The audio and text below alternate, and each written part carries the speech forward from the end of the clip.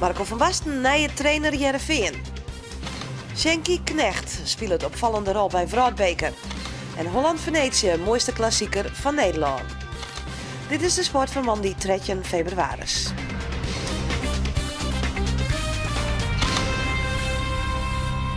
Goeien en welkom bij Boppenslag. Maar vanzelfs een heel soort ijs, liek als het NK ijszielen op het Joekemark nog voorbij komt. Maar het wichtigste ijs komt van het voetbalveld en wel van Heerenveen. Want Marco van Basten wordt de nieuwe trainer van Sportclub Heerenveen. Dat is nieuws correct bekend maken op een passenconferentie in het Abelense stadion. Voor u stiet er op dit stuit verslagjouwer Arjen de Boer.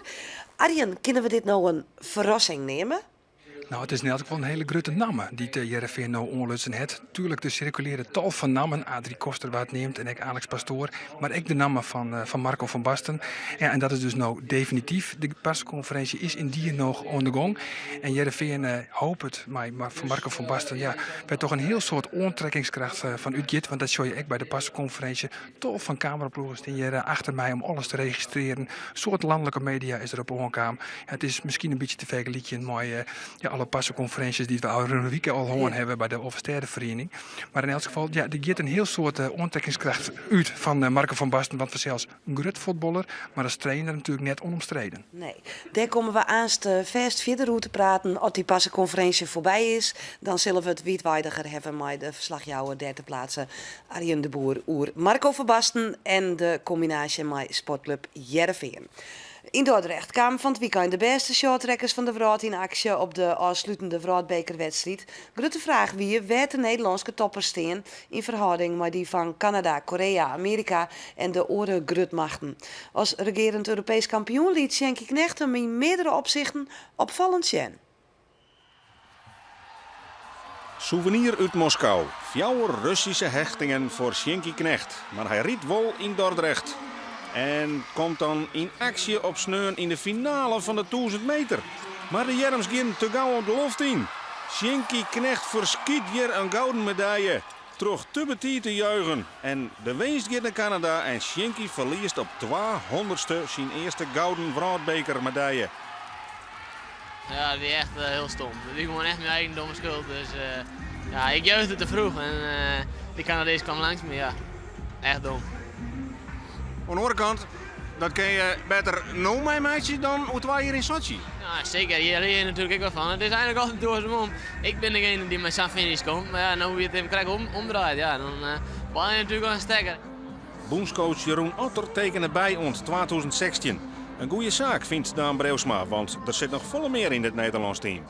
Dit is wel belangrijk voor de hele shorttrack en voor u. Je zit nou steeds maar nog wat proberen. Wat werkt en wat niet werkt. Maar als je U2, dan moet je er gewoon staan.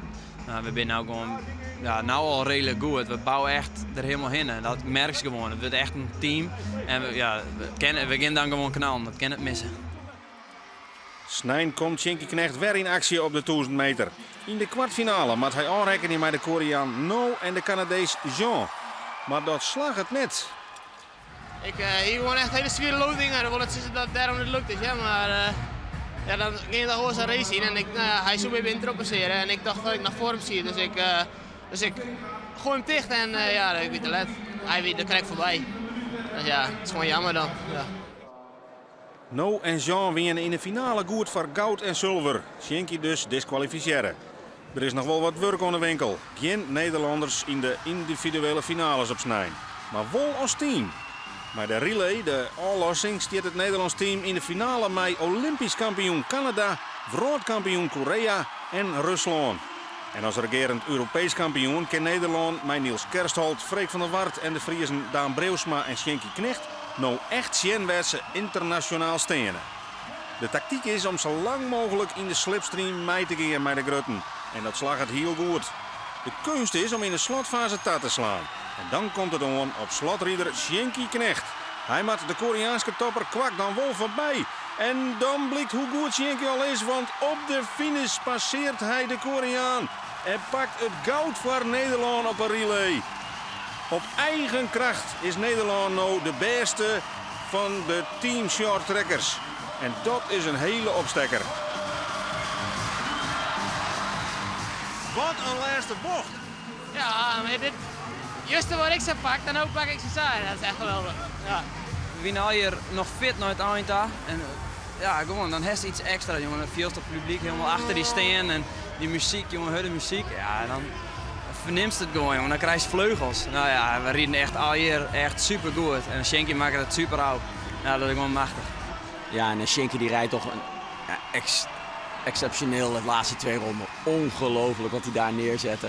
Ik had niet verwacht dat hij het zo zou doen, maar ik had wel gehoopt dat hij het zou doen. En wat hij daar neerzet, loopt gewoon door zo'n bocht heen. Echt, het ijs is echt bagger. En die Koreaan kon het niet, je zag het verschil. Die werd gewoon verpletterd. Die schrok volgens mij zelfs. Ja, die schrok zeker. Die heeft ongetwijfeld gedacht, hoe kan die Fries over dit ijs rijden? Maar ja, Schenkie heeft waarschijnlijk nog even geoefend op het Elfstedentochtijs, denk ik. Een fantastisch resultaat voor het Nederlands team. Na 2 Europese titels nou direct de Vrouwbeker winnen op het mat van de relay. En dus is er weer een stap zet richting Sochi. We hebben dit jaar weer een stap gezet, ja. En voornamelijk een stap in het vertrouwen. En vertrouwen uiteindelijk, ik heb al eerder gezegd, op het moment dat je aan die lijn staat, dan zijn die fysieke capaciteiten die zijn allemaal gelijk. En dan is het gewoon 50% mentaal en die andere 50% zit tussen de oren. En dan begrijp je het wel.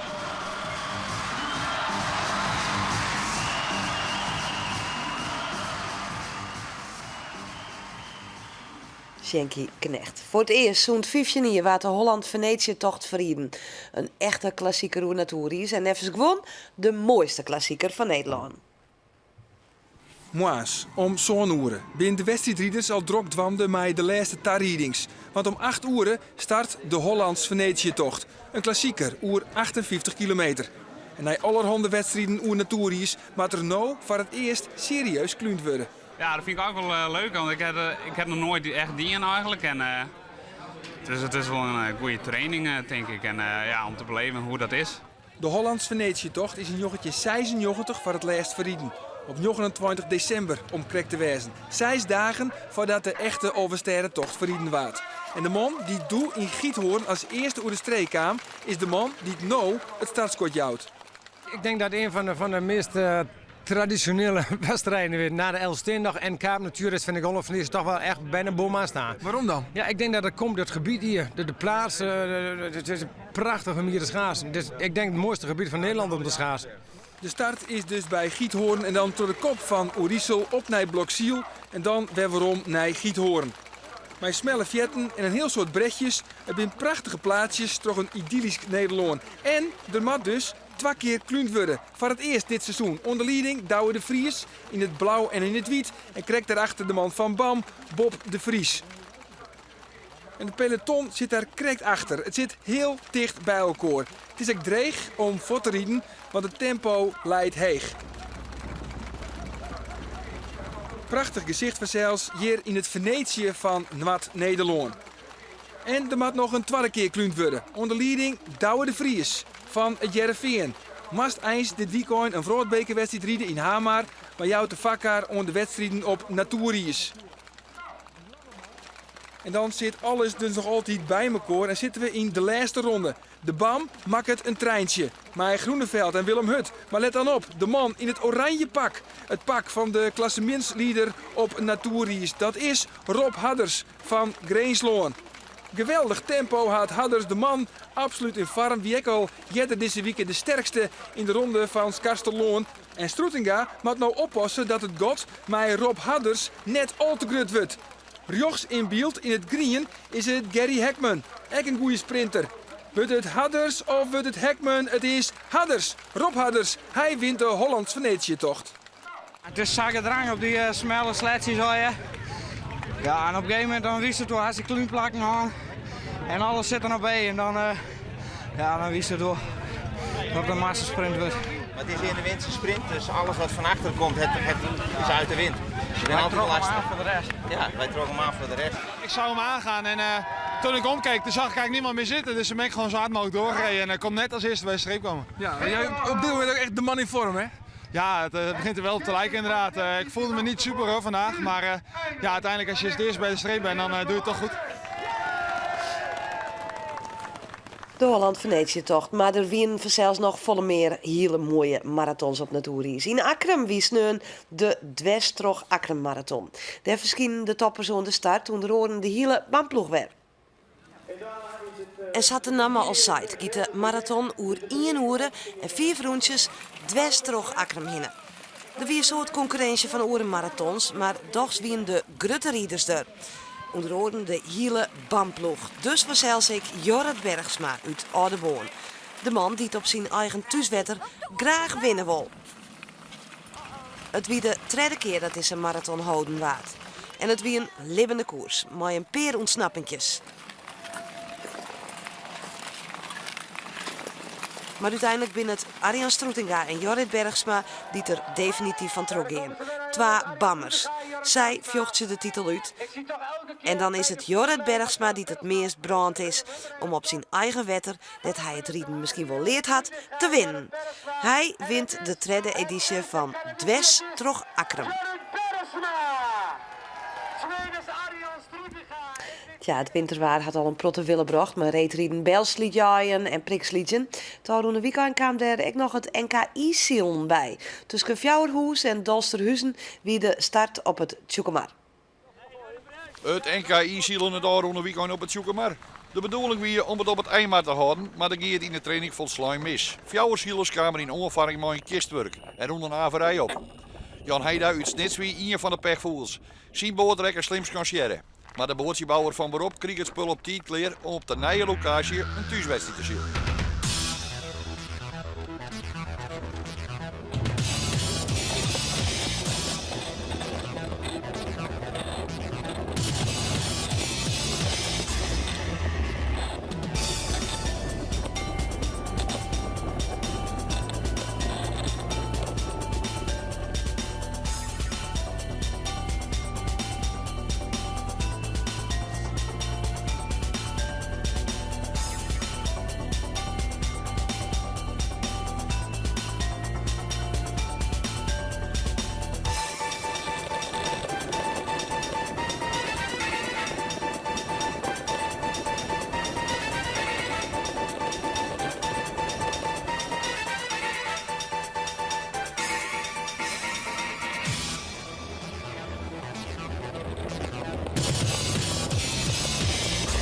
Hartstikke best.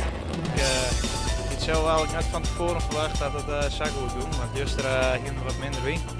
En normaal met minder wien ja, ik het net zo heel best. Maar gisteren heb ik hier zield en fjouwer. Dus hartstikke best. En Joert, ja, ik zie er ook weer goed bij. Dus, ja, Peker tweede plak, een keer treden. Ja, en nu winst krijgt de laatste. Ja, zeker. Dus nou, ja, ik weet net hoeveel wedstrijden we nog zielen, maar ik moet er nog even voor. Zomaar weer eens proberen. Het e-zielen is een hele aparte discipline. En maar traind worden. Maar in Nederland vallen de winters vaak bot aan. Ja, wij gaan een soort, wij ben krek een weekend ben we naar het WK geweest in Zweden. En nou ja, dan moest naar het buitenland als het was trainen. Het is maar krek hoeveel nacht en tijd en yield ik. Dus ik een juist een soort yield in heb zitten, dan moest eigenlijk wel erop uit. Want anders had ik maar wat in het hak. We moeten even overleggen, even afwachten, kijken of die even naar beneden komt. Ja? Gelukkig komt Joekelbut de laatste jaren wat regelmatiger in ons land en libbert de e-shield sport dat er ook op. Het is grandioos. We hebben nu in een tijd van 4 jaar 3 kampioenschappen kunnen zeilen. Dat is perfect. Ik heb wel eens 10 jaar moeten wachten voor een kampioenschap in Nederland. En nu echt prachtige jaren voor de ijsschaalsport. Kun je ook zien hè, aan het aantal ledental. Hier in Friesland ook. We hadden vorig jaar 60 nieuwe leden bij. Diverse nieuwe bootjes zijn er gebouwd. Iedereen is enthousiast. De concurrent van Jan Heida is Diederik van Riemsdijk. Ze steen zo wat liek in het klassement. Deze maand wordt Van Riemsdijk tweede en de efterstand van Jan Heida weer vrij groot. Maar pakte dan wel een tweede plak.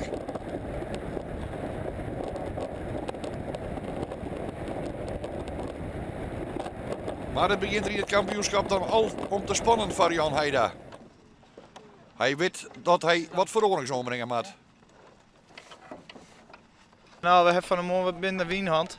En nou ja, dan trimt het altijd oors. En nou krijg een hoekeling kwam de wien wat opzetten. En nou ja, dan moest het daarop nou ja, daar moest het op, hoe is dat? Reageren. Ja, op reageren en goed andere oren schaatsen eronder en wat langere, dat glied wat beter. En de meeste oorstroomt en dat wie weer hartstikke best. Hier te krijgen door strijden was en dat de eerste er wat 4 uur rond en de concurrent waren weer. Precies, je moet net stilstaan, je wil vooruit, dus je wil winnen, dus dan moet je eraan werken. Dus, voor hij pakken de verovering goed uit. En hij pakt 2 keer het eerste plek. En daarmee had hij de leiding in het klassement weer in handen. Het zicht is ondertussen 3 meer worden en dat smiet gevaarlijke situaties op. We hebben net naar het weerbericht gekeken. En het is zo dat het zeker tot 1:15 blijft sneeuwen. We gaan met z'n allen naar de kant. En hierbij is het NK 2012 afgelopen. Hartelijk dank.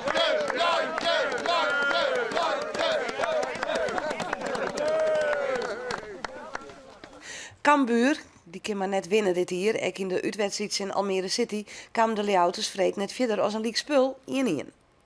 Cambuur wacht nog altijd op de eerste oorwinning van 2012. De Leeuwters spelen een goede wedstrijd in Almere, maar komen na een liedje jaloeren wol op achterstaan.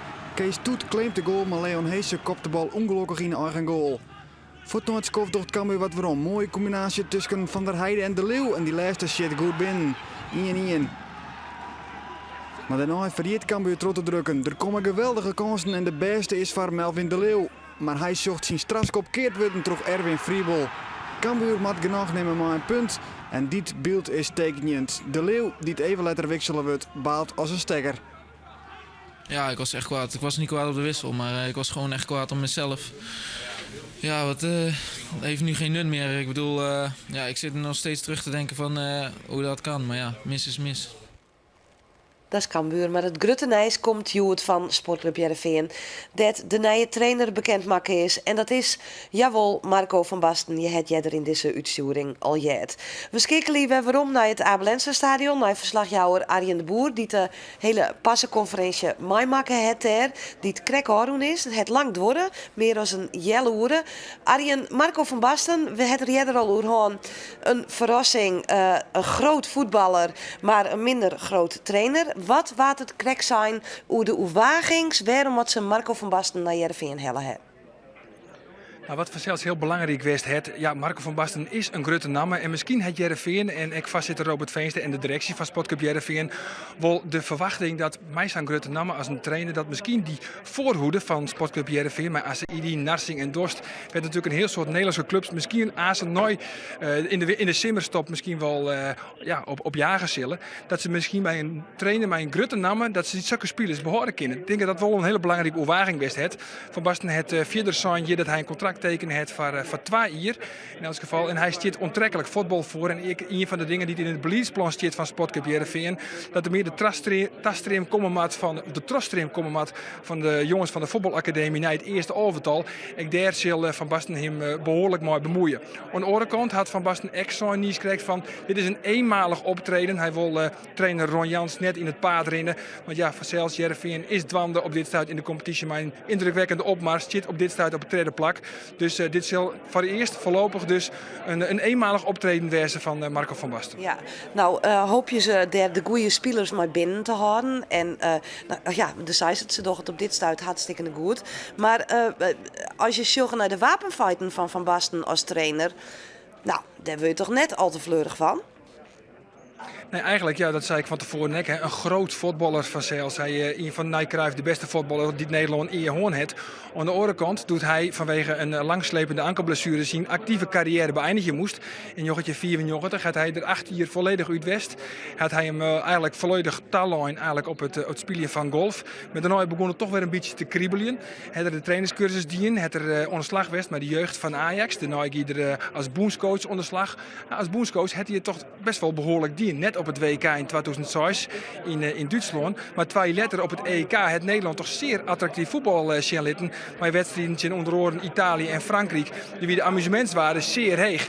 Maar werd het misgeer dat wie daarna in 2008 Toen ging het eigenlijk mis bij Ajax. Hij kreeg een vrijbrief van Uri Coronel. Hij heeft bedongen bij zijn contract dat hij 34 miljoen euro spenderen mocht in de spelersgroep. Kocht hij mooi voor een recordbedrag Miralem Soleimani van Sportclub Heerenveen van 16 miljoen euro.